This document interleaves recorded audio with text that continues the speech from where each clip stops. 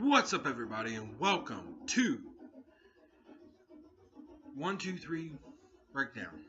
Now, I know it's been a while since I've put one up. I know, I apologize. Just a lot went on, and I just couldn't keep up with it. But I have my time back.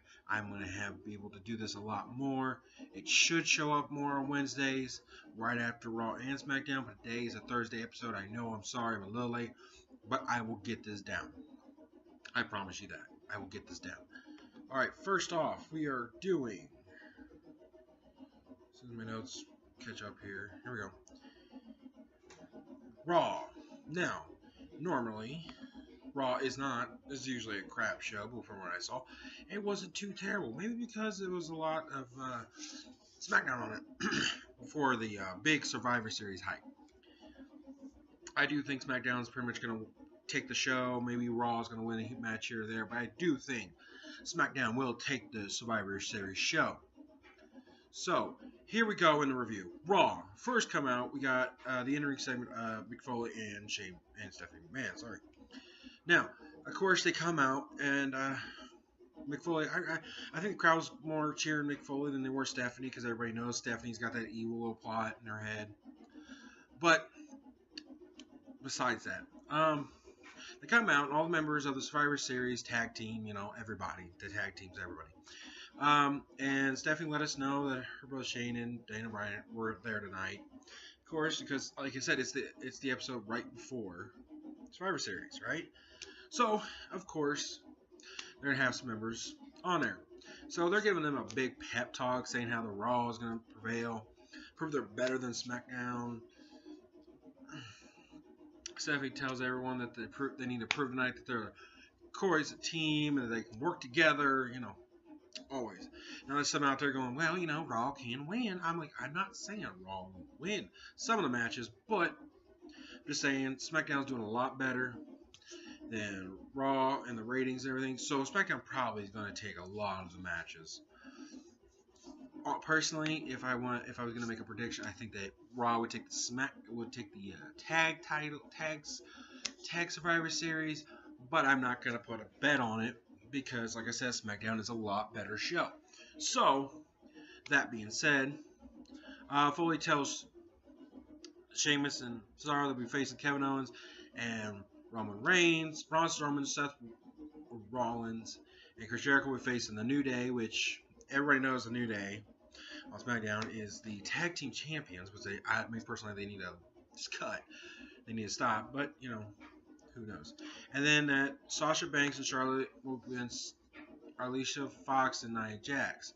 Now, can they coexist? I watched it. They did all right. I mean, of course, they got their little feud going. Everybody's got their little feud going. So, I mean, I'm not going to say this was a 5-star show. It really never is. Because, well, I mean, it's just the way it is. So, I mean, don't get me wrong, I love SmackDown, I love Raw and SmackDown, and SmackDown does a lot better with their shows. They have a lot more, 4 or 5-star shows. Raw is still kind of limping in.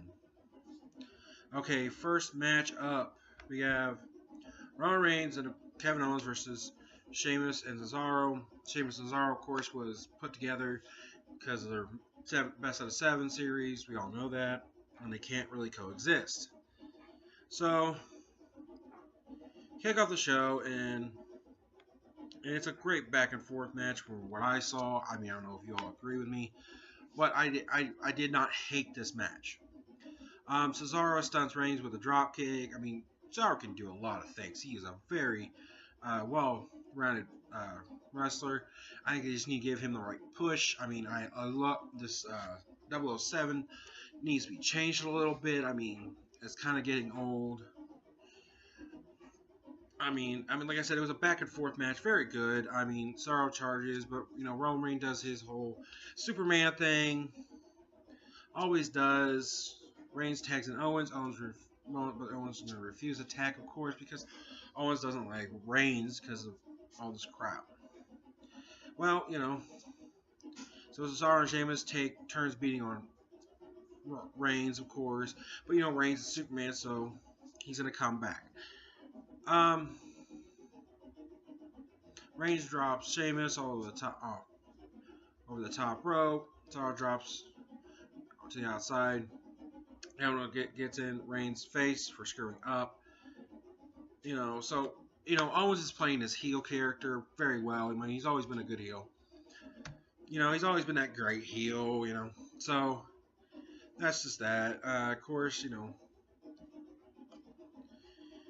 like I said, it was a great back and forth. Of course, they go to break, and then Owens, you know, is working over Cesaro, giving it Owens that big, you know, heel push of the match. And that's what I call it. You know, where he's, oh, look at me, I'm doing better than Roman. So then, you know, Owens mocks Reigns before hitting the cannonball, which I love Owens' cannonball. I love Owens' moveset. I really do. I mean, just for a big guy, the way he moves, Owens is a great heel, and he moves so well. You know, and then you know, so you know, when Owens is in the match, it's awesome.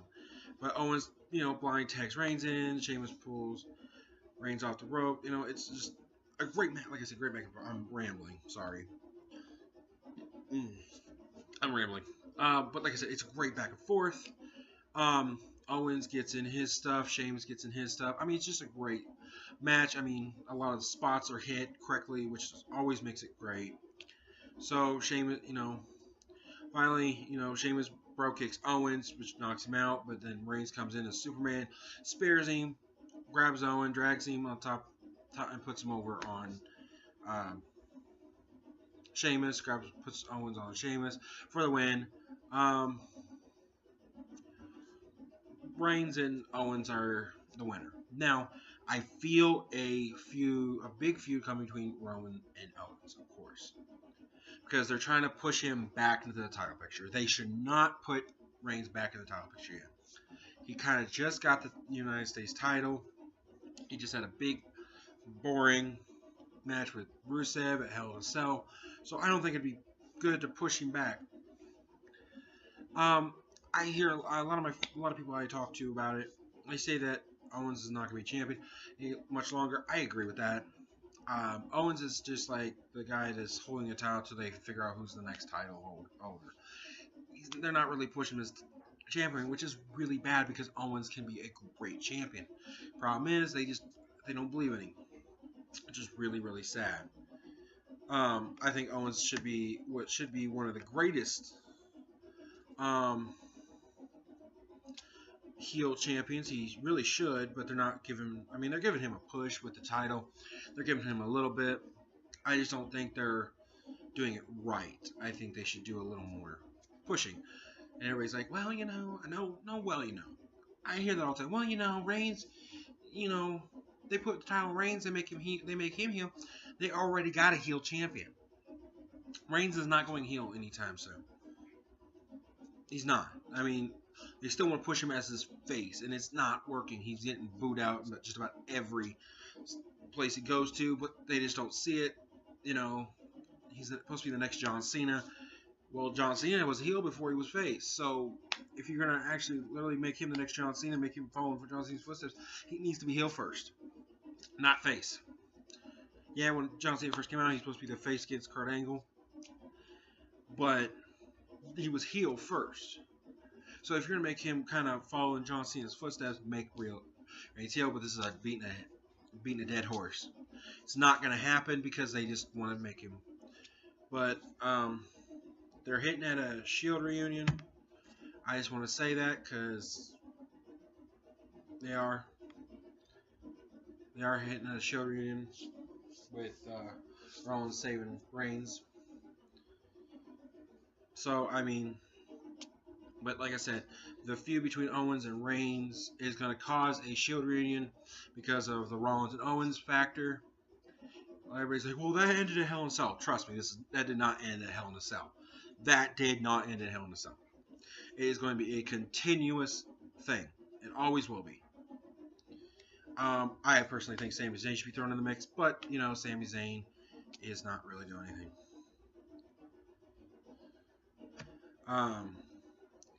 Of course, you go backstage thing with Jericho, you know, trying to be the leader of who he is, telling Rollins and Strowman they need to work together, just like Reigns and Owens did. And you know, you sit there like they really didn't work together. They kind of were just like,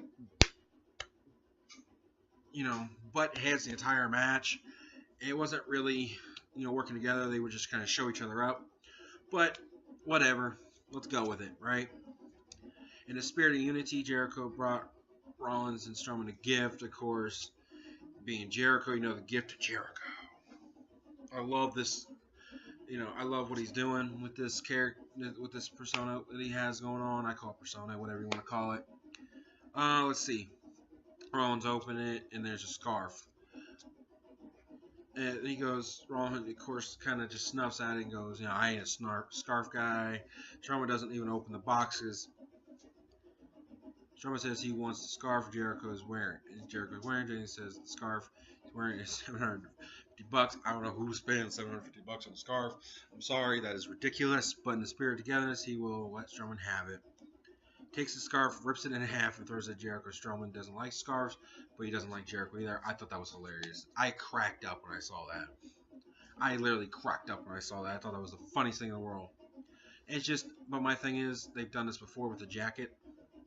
It's kind of an old thing to do with Jericho, but I cracked up when he just tore it in half and threw it back at him. I thought that was just hilarious. Okay. And then you got Bo Dallas and Zayn. What?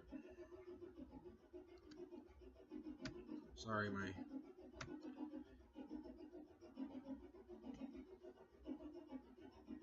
There we go. Next match is Bo Dallas and Zayn. Of course. Not a. It's one of the Bo Dallas and Zayn. That's why I was like, kind of like what. And when I saw this match, I didn't see the point of it. I mean, there was no real feud with Bo Dallas and Zayn. I know they're trying to give Bo Dallas this big heel push, but it's kind of hard to take him seriously. They really need to get rid of it.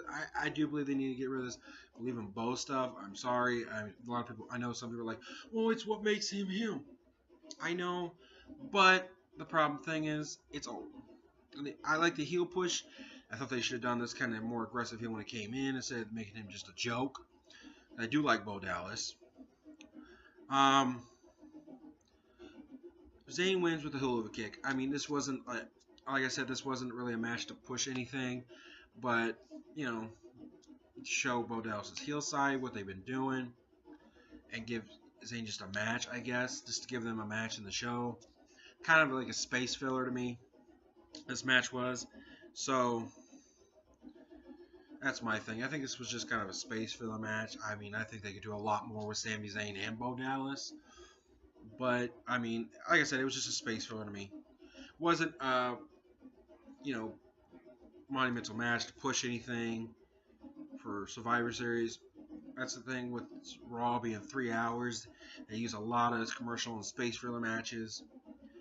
And I just don't like that. You know, if you're going to do a story, you got to do a story. You know, I understand there's going to be some matches in there, you know, kind of like, hey, let's throw this match. But at least make some kind of sense out of it. Because there was really no sense for Bo Dallas and Sami Zayn to wrestle.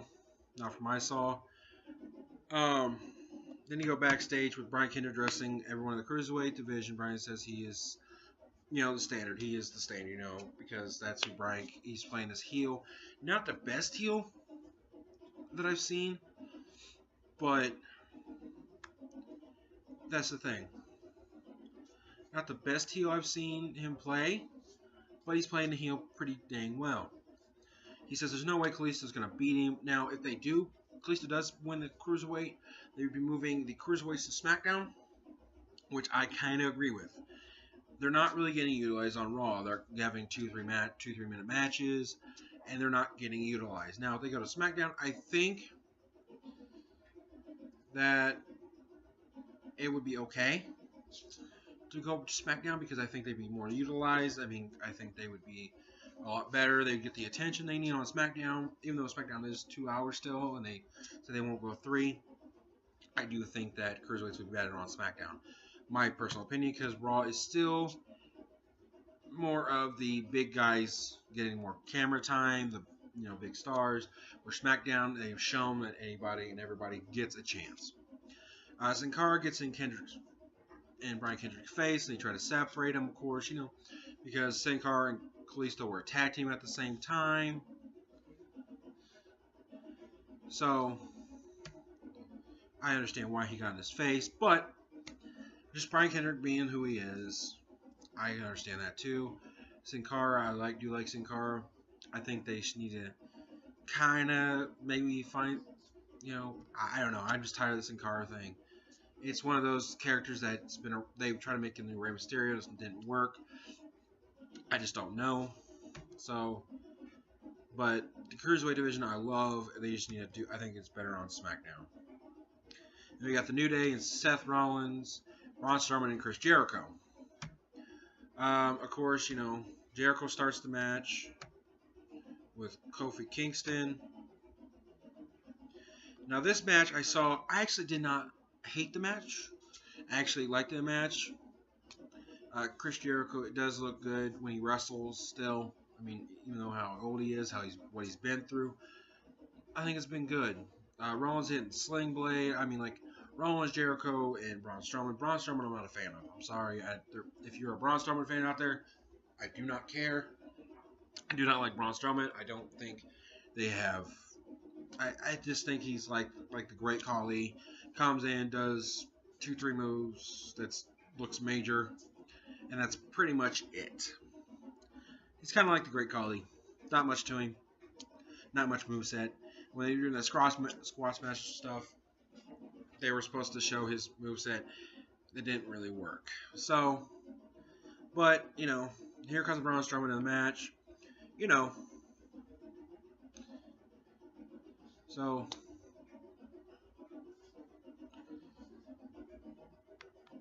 it's just, the match, like I said, I didn't hate it, but I didn't like it. It wasn't my favorite match. Like I said, I thought that the Reigns and Owens match was a little better than this one because they were trying to show off and kind of beat each other in that. This is kind of just... I'm just not a big fan of 6 tags because it's a big mess. People are just trying to hit their spots as quick as they can and then finally get the finisher in it. Kofi, Kofi, Big E are the big role players. Big E, of course, going against Braun Strowman. But they did pretty well on getting the win because Seth Rollins, Jericho, and Strowman wins. But, like I said, I was not my favorite match. It will never be my favorite match because it just didn't... when I watched it, it just wasn't my kind of match. Like I said, I'm not a big 6-man tag match kind of guy. I prefer like the 4-on-4 or the 2-on-2, you know what I mean? But I just rather not have 6-man. Rollins pedigrees Jericho out the match just because of the whole Hell in a Cell crap and just not the whole Hell in a Cell thing. Them not just getting along.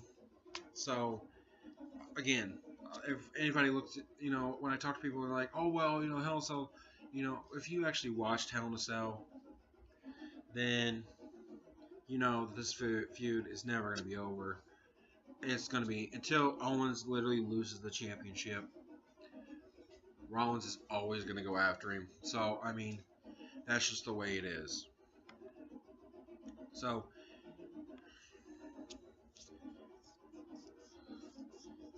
because Rollins believes he's the rightful champion. I think Rollins is a good champion. He played heel. He needs to get this face one going. I like him. I think he'll be a great face. I thought he should came face after his injury, but that's that. Now we got Brian Kendrick versus Sin Cara. Love the Cruiserweights. Of course, Brian Kendrick attacks Sin Cara before the bell rings. The ref asks Sin Cara if he can continue. Sin Cara says yes, of course, because who's get? I mean, just the way that the cruiserweights are, they never back down. That's what I love. So great back and forth match. Like I said, I think they should, let these guys fly a little more. Brian Kendrick's more used to the ground cruiserweight style, so it's always good.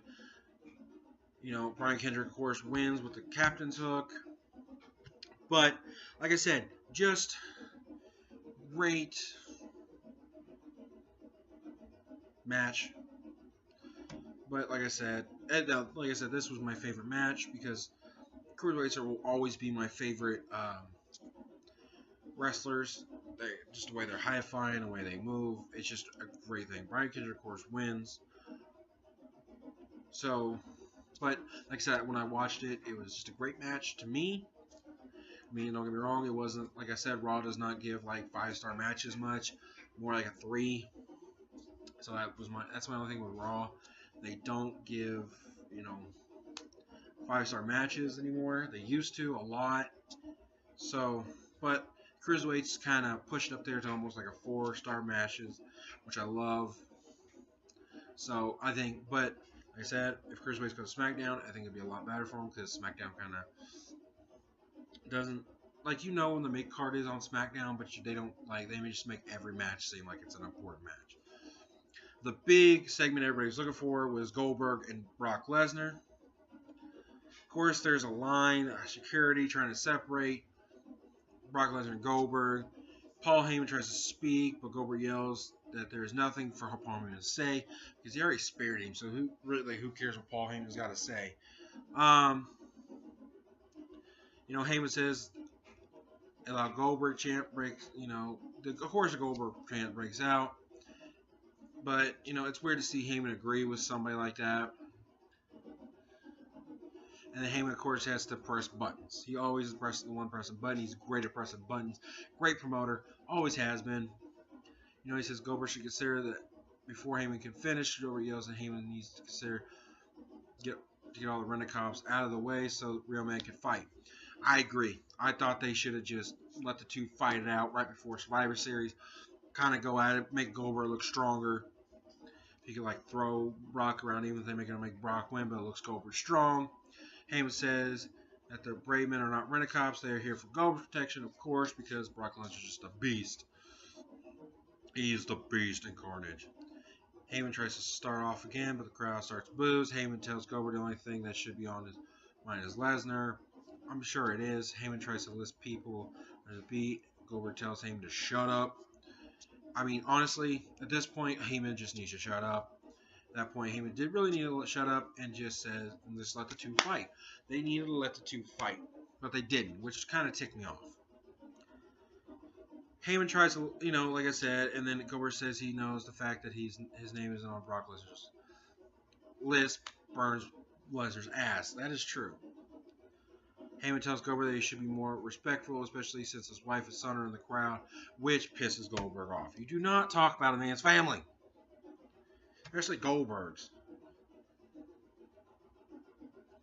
But of course, like I said, Heyman's a great button pusher, and that is one of Bill Goldberg's buttons. So, like I said, this was the segment everybody was looking towards on Raw. Like all the matches aside, it was decent. Everybody was looking forward to this segment, and I thought they were just gonna let him bust it out. Maybe Brock, kind of beat up Goldberg, or Goldberg spear Brock by getting rid of the Rent-A-Cops, as he calls them, and spearing Brock. Just something between them to kind of push it through Survivor Series. They were kind of playing what they did at WrestleMania, I'm big and bad. Which kind of, of course, Heyman doesn't shut up.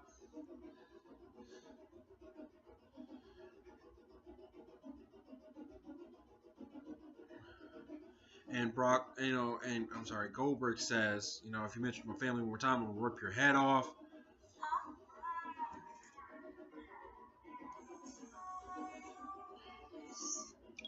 So,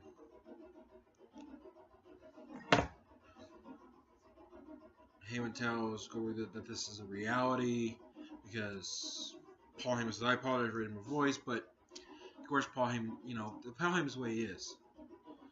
Of course, he's hyping up Lesnar being the beast. Again, they're just kind of standing like the WrestleMania, flexing their muscles. I'm sitting there going, let's go, actually hit him. And then, of course, Lesnar pushes 2 security guards towards Goldberg, but they bounce off him like, you throw a ball against the wall. Not really effective. Heyman's still running his mouth, which I got tired of after 5 minutes of the crap. So, they really needed. I thought they should have just let him, like I said, go at it. Again, Heyman mentions Goldberg's son. Goldberg beats the crap out of all the security guards. And the rest of them hightail because who wants to get beat up by Goldberg? Lesnar rips off his shirt, like they did at WrestleMania, kind of just flexing the muscle, saying I'm bad, kind of what they all did at WrestleMania, like I said. Which my thing is, I guess they've been trying to hide, and maybe people want to forget that they've done this before. But like I said, it was just a lot of flexing muscle segment, which did kind of tick me off because I did want to see him go to blows. But, this is Raw. They don't really give what the crowd wants. They just do what's best for business. What's best for business is to let Goldberg and Brock Lesnar at least go at it somewhat at this time. But that was the end of the segment, and it was kind of like a 3-star segment, like I said. They don't really give 5-star segments or 5-star matches. Next, we got Sasha Banks and Charlotte versus Nia Jax and Alicia Fox. Charlotte starts it out because Charlotte's the queen, of course. I'm not a big fan of Charlotte, but we'll get on more of that when I do a SmackDown review. Charlotte and Fox started out a match when Jax tags herself in. Now, Jax, big girl, love her to death. Because she's good, but there's not much moveset to her that I've seen. Charlotte tries to tag in Banks, but Banks drops the apron, of course, because they got their food going. They need to work together at Survivor Series, but I don't see it happening that much. Banks tags herself in. Jax tosses her off when she tries to, get a headlock. Banks attempts to do the crucifix, which you're doing it on a big girl. It's not going to happen. Never does. Banks the rope. Jax just runs over, of course, because she's a big girl. So, she's the big diva. So, of course, she's kind of like Braun Strowman. She's running over everybody. They need to give her a little bit more of a moveset than just running people over. Same with Braun Strowman. But that's how it's going for now. Banks and start to push each other before it starts coming to blow. Fox tags in Jax, who closes on Charlotte. Banks tries to splash Jax, which of course doesn't work. Sets her up for someone. Banks rakes, Jax's eyes, apron. Charlotte big boots Jax, which Charlotte's on her long legs could do. Of course, Banks and Charlotte are arguing more. This match was just a big pile of just Charlotte and Banks arguing. That was pretty much it.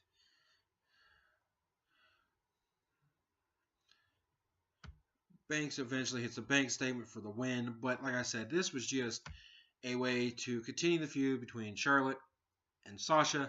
Not really much to push Survivor Series. That's what kind of ticks me off with Raw about this Raw. It was just nothing really pushed Survivor Series. It was just everybody arguing. So, was it a decent one? It was a decent Raw, but it wasn't, again, Raw needs to get better. They need to go to 2 hours, but like I said, that's beating a dead horse. Beating another dead horse. Of course, Foley thanks all the members of Raw to work hard. Foley then asks them to stick around, and when him and Stephanie meet Shane and Brian Karen later tonight. So, there's going to be a brawl between the two brands. There always is on Survivor Series from what I've seen. This is the first one they're collaborating, so there's always going to be a big thing. like I said, Raw really didn't push anything for Survivor Series. I mean, really, so far through most of the show, it was just a lot of arguing, bickering. Oh, let's work together. Arguing, bickering. Let's work together. Especially with the divas. I mean, it just wasn't. It wasn't anything. And that's what ticked me off about it. And they got Enzo and Cast, and the Gallows and Anderson versus the Sunny Stars and Golden Truth, which you all know all four of them are in feud with each other. You know, Enzo, Cass, and Gallows and Anderson with the Shining Stars and Goldust being a feud. Enzo does his epic promos, of course, in the beginning, but then Epico starts out the match. Anderson and Gallows hit the Magic Killer. They call for Enzo to go to the top row for the bada boom shakalaka.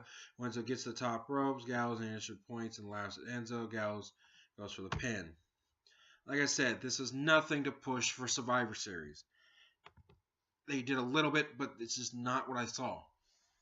Like I said, it was just Raw pushing their feuds more. And they were just adding the Survivor Series as like a sprinkle on a freaking ice cream. The ice cream is all the feuds. You know, the ice cream is all the feuds they have, and Survivor Series just sprinkle it on.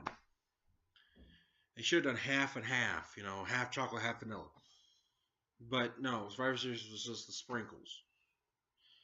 If they wanted to, they should have done something for more Survivor Series. You know, people celebrating that Raw wins a match or two, but they really didn't. So, I mean, that's my thing. So, here we go. And at this point, literally, I'm falling. I'm getting bored of Raw. 3 hours is a lot to take. So, let's try to get this going. Okay, Daniel Bryan's Senior Man joined Mick Foley and Stephanie in the ring. Shane and Bryan promote, you know, the 900 episode of SmackDown. Shane tells that SmackDown is gonna flat out be better than Raw. Of course, you know, Raw is still more the same. Raw threatens their superstars. We're ripping up their contracts if they don't win this Sunday, which I thought was bull. I think that's kind of lame and stupid because you know it's not going to happen. Like I said, that's why SmackDown is so much better. You know, it's the reward is loyalty. I mean, everybody's more loyal because they're not threatening their jobs. You know, Stephanie's kind of like, you know, why are you in the match? You're kind of a hypocrite for being in the match on Sunday. She goes to say the only real reason people like him is because he panics the crowd and jumps off high structures, which is kind of true.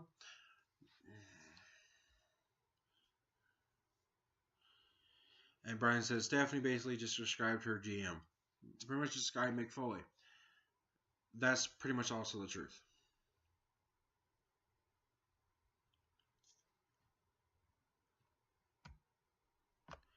You know, Bryan does his shtick with, you know, telling Stephanie she's not really leading. I also thank Mick Foley for putting up the entire Cruiserweight division in one match. Foley says he has that much faith in Brian Kendrick, of course. Instead, of course, Stephanie's doing the whole "will dominate you." I mean, like I said, Raw. Like I said, I'm bored, so I'm gonna try to finish this Raw review up because, like I said, I'm even bored trying to do a review because Raw bores me to tears. So, of course, they do their back and forth. I mean, I am in 32 minutes of a Raw review. I should not be 32 minutes in a freaking Raw review because Raw's 3 hours long, and I'm trying to do a whole entire thing of review for Raw. I still got SmackDown to do. But yeah, I'm trying to make Raw sound exciting. I just can't. There's just so much of Raw. I mean, like I said, they need to go back to 2 hours.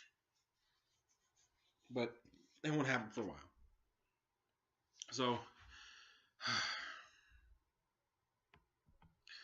So they're all there.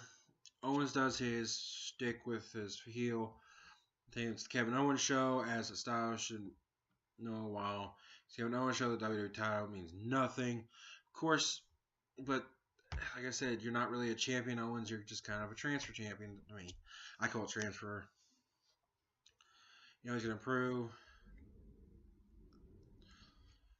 I mean, they're both talking. Like I said, they're both, you know, they always, you know, they're bad mouthing back and forth. Rollins grabs the mic and says Shane must seem like a nice guy, but this is the fight he should want to pick tonight. With all the firepower Raw has, but plus Reigns and Rollins together. Shane has no idea what they're capable of. Amber grabs the mic. Now, Amber I like on the mic, so this was my favorite part of the night for promos. He goes, you know what? And punches Jericho in the face. Like I said, I knew this was coming. Rowan and Reigns set up the double power bomb. Reigns tossed the style over the rope. On the rest of the SmackDown, of course, you know they're gonna make Raw look powerful in this because it's a Raw show. And I think I'm about done with Raw. Finally.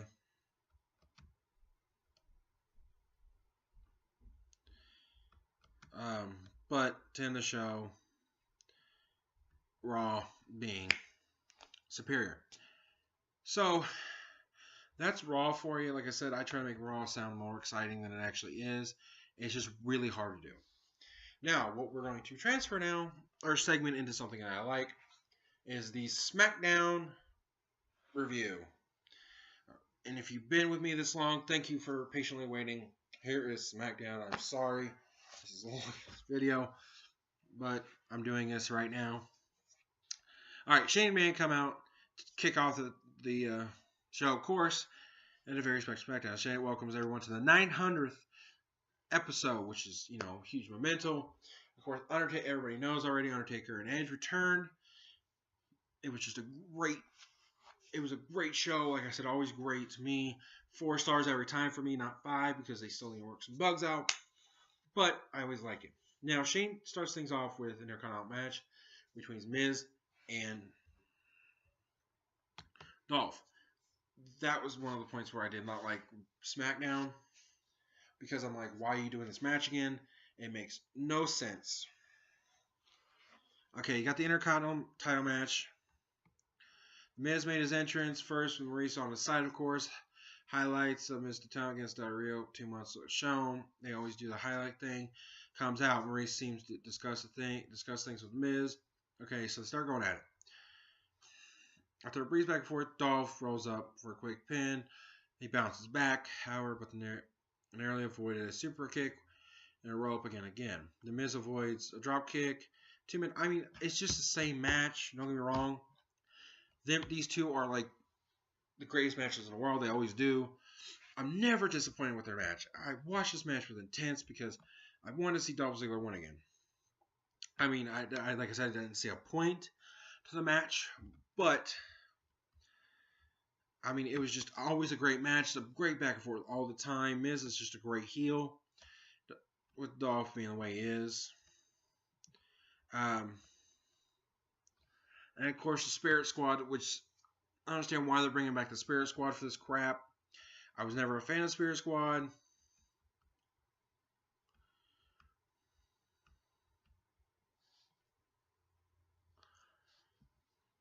So Miz wins.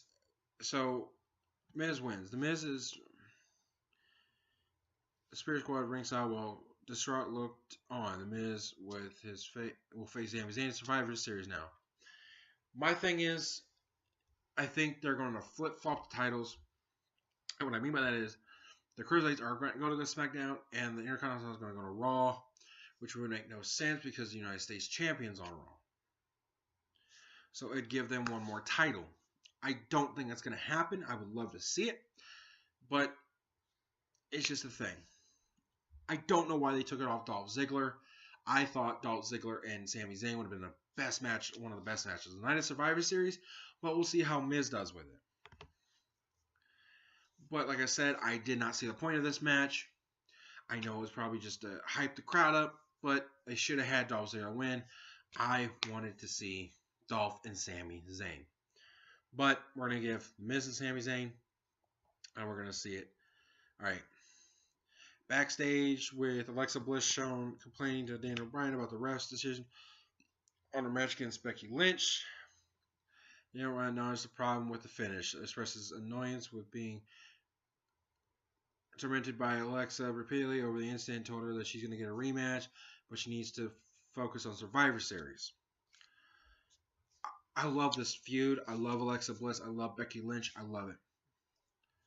Natalya comes in, walks in, blows her whistle. I'm not a big fan of Natalya much anymore with her heel crap. I'm just not. I mean, I've been an Natalya fan. I'm an Natalya fan. I always loved her. I'm just not a fan of her heel runs. I like her face runs. She's a lot better, but that's just me.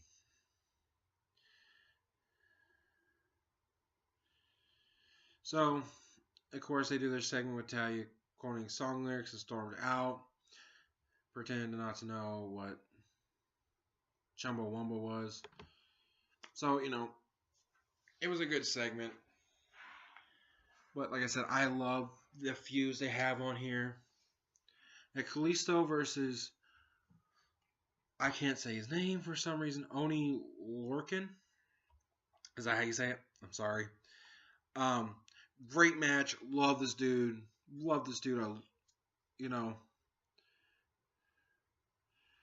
I mean, he's just amazing moveset the way he is. Kalisto's gotten better with the crew. Kalisto's gotten a lot better as I've seen him. But I think that this dude, Lorcan, is going to do great on SmackDown. I saw his match. I thought he was one of the great. He was great.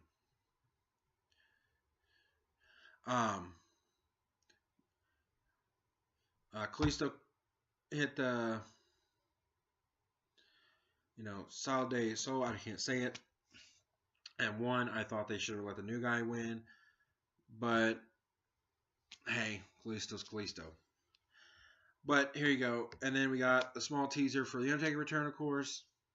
Undertaker return tonight. Survivor Series. Why wouldn't he return?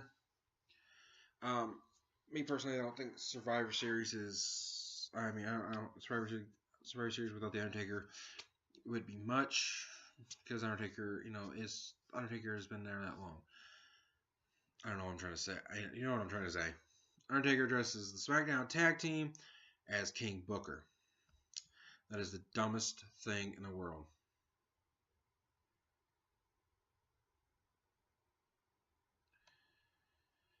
I did not like the King Booker gimmick. I thought it was dumb. But he dresses that tag team. He was interrupted by Breezango, who called Booker T King Booker and a fashion disaster.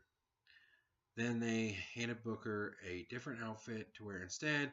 Booker blew his nose on the outfit, proceeded to call the Caribbean Rejects, told them to be part of the team, and had them expect out shirts. Retorted them to wear the rest of the team, chanted all hail Booker T. Again, not my favorite segment. It was funny, but like I said, I love Breezango. I mean, I know I made fun of him before, but I do like Breezango. They are funny. It wasn't my favorite. Now, Nikki Bella versus Carmella. I love this feud. I think it does a lot for, help Carmella out to build. I'm not a big fan of Carmella. I'm a big fan of Nikki. Not a big fan of Carmella. Let's see. The match starts off with two of them locking up, of course. Then back and forth. Carmella taunts Nikki because of the whole "you can't see me" gesture. Like I said, it's just a great feud to help Carmella.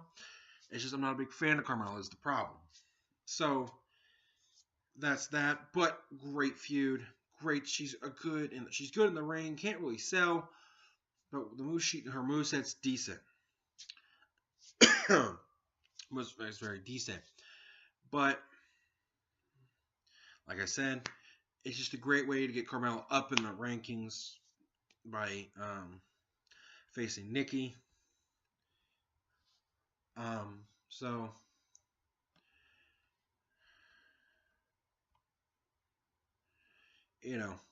backstage, Carmella beats Nikki down. Nikki into the upper suplex. She tries to baseball slide and recovers, but Carmella contacted with a neck breaker instead. In backstage, Carmella go back. We're back in the. We're go. It's just a back and forth match. Like I said, it was a long match. I think it went a little longer than I thought it should have. Really, don't get me wrong. I love the Divas, but just at this point, Charlotte dressed up in red. We see making her way to the ring seats with, of course, because the Raw Diva match. I can't wait to see it. It just ends with Raw and SmackDown Divas fighting. So the rest of the Raw come out, and Charlotte Banks, Alyssa Fox, Nina Brooks, and Nia Jax all come out to the ring. And Charlotte tries to help fight with Raw women off a down Nikki, but fails. This prompts another woman of SmackDown, of course, to come and help Raw. And Series end up SmackDown standing tall, of course, because it's the SmackDown show. But like I said, it was a good segment. It ended in no contest. Like I said, I like the feud. I do not like Carmella that much, but I think as we go along, she'll get better and better. I just hope her.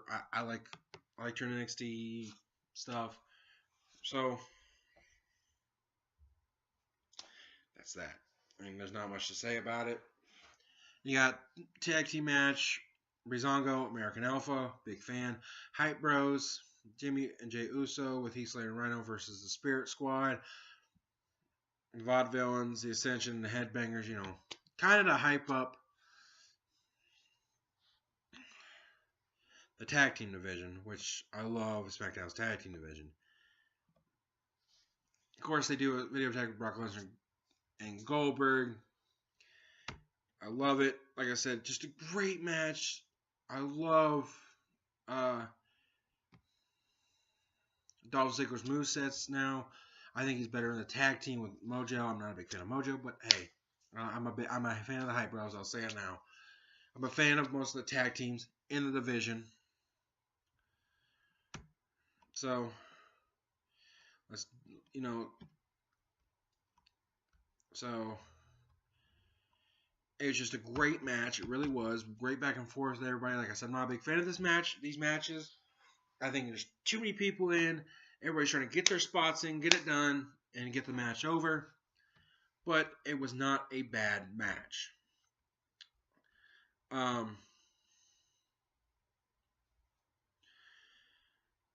Like I said, of course, Jimmy and Jey Uso do the splashes. It's always nice to see that, I'm a big fan of American Alpha. The results, of course, Breezango, American Alpha, Hype Bros, Jimmy Jey Uso with Heath Slater and Rhino defeat the other team. Like I said, it was just a big hype for Survivor Series. That is, like I said, each show really. The only part I like was the segment of the Raw and the SmackDown girls going at it. That kind of pushed each show. Really did to me push Survivor Series. They just showed a strong union, which is great. I just didn't see them pushing Survivor Series that much to me. It's just to me. But each show was amazing. It was a great show. I am not disappointed. SmackDown is always my favorite. I'm wearing orange, but big. Okay. The Cutting Edge. This is the segment everybody wanted. The Cutting Edge with Edge, Shane, and the rest of the SmackDown team. Ambrose with, James Ellsworth being the mascot, which I think is stupid. But it's a foot in the door, I guess. Edge, of course, comes out with long hair and beard. You haven't seen that for a while because he cut his hair, but I love this look.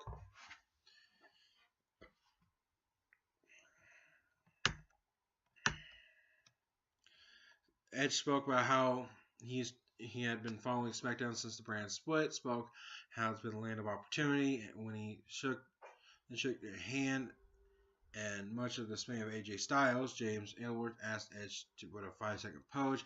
Of course, he did it because Edge is Edge. AJ Styles cut off and called the 5 seconds stupid. He said that there's no way cared about either one of them. He asked Edge to do his job.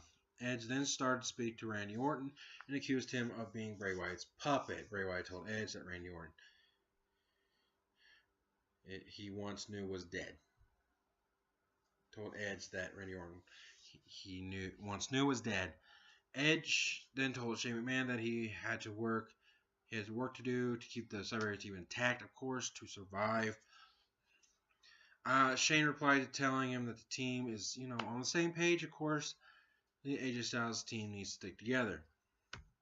AJ Styles then said that he had decided to be the bigger man and coexist with the team. And then he called Dean Ambrose a hothead and accused him of not sticking to the plan of attacking superstars on Raw during the appearance of the Red Brand. You knew that was going to happen. I don't see why he's he's a lunatic. Of course he's going to do it. Ambrose then told AJ Styles that he would pick their rivalry back up when this all was done. Of course they will. AJ Styles says that he might not play next Survivor Series, which means, foreshadowing, AJ is going to screw Dean Ambrose over. Of course he is. That is AJ's way. Then the Undertaker's music hits. I always love this. When I watch this, it always shows when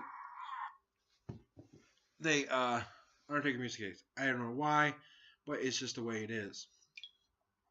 I'm always a fan of the Undertaker. Always has been, always will be.